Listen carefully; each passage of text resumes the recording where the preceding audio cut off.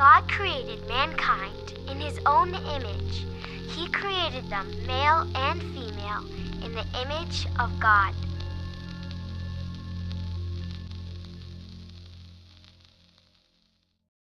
Like a set of new glasses that helps us see the world with greater clarity. Seeing people through God's eyes changes how we respond to them.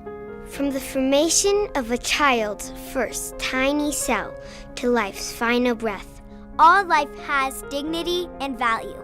Because each and every one of us is made in the image of God. It's a worldview. It's a life view. It's a way of looking at each human life that transcends culture, class, race, age, and opinion, knowing that we are all uniquely created in the image of God.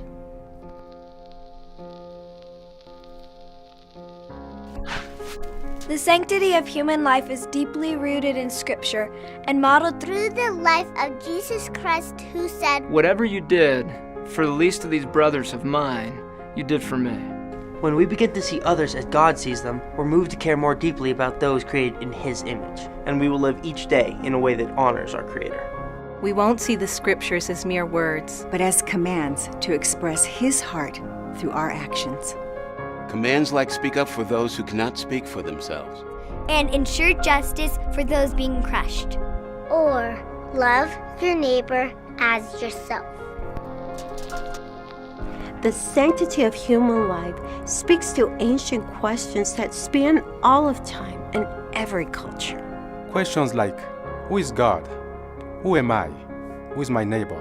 Jesus responded to those questions with the story of the Good Samaritan, who saw another man who was broken and bleeding. And instead of looking the other way as others had, he stopped and cared for that man, even at great cost to himself. Jesus said, "Go and do likewise." Don't be silent in the face of injustice, but be a voice for those who cannot speak for themselves.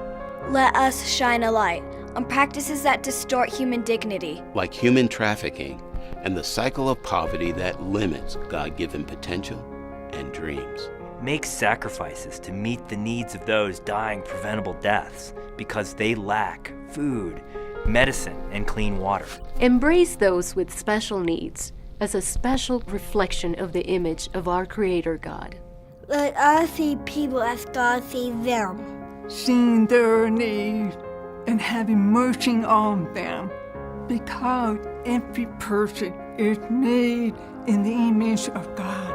So, reach out to orphans in distant lands, or the foster child in our own backyard, who is waiting, hoping, and praying for a family to call their own. May we not pass judgment on the woman facing an unexpected pregnancy, but surround her with support, helping her to see the child growing within her as a unique person with a life as valuable as her own. Let us care for the widow in distress and loneliness. And let us befriend those in prison.